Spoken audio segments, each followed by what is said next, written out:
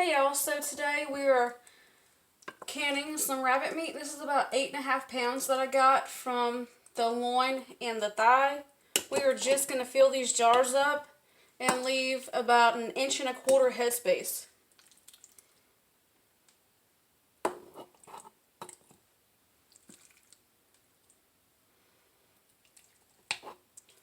You're just going to fill them with meat, no liquids. We're going to raw pack these. As you can see, this meat is not cooked. Alright, I'm going to finish these up and I'll get back to y'all in a minute. When you're deboning your meat, make sure that you take off all the fat because the fat can cause it to go rancid even after it's canned. Alright, I've got almost all 7 quarts filled. This one's a little bit short, but that's okay. We're going to can it still anyways. Now what you want to do is take a teaspoon of the canning salt, 1 teaspoon per quart jar. You can skip this step if you don't want your meat salted.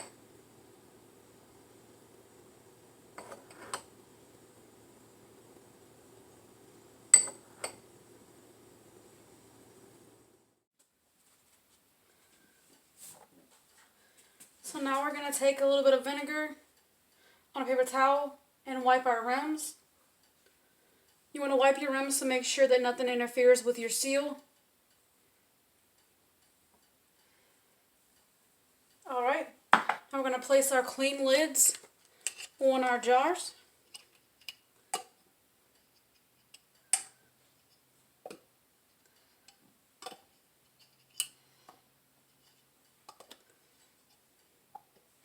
And our rings fingertip tight.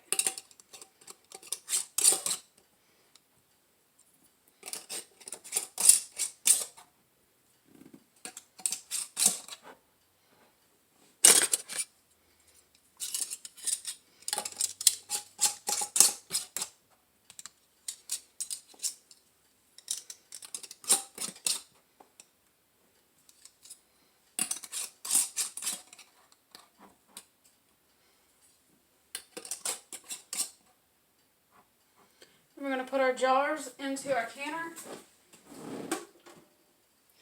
There's 3 quarts of water in the canner. Make sure that you don't run your canner without water.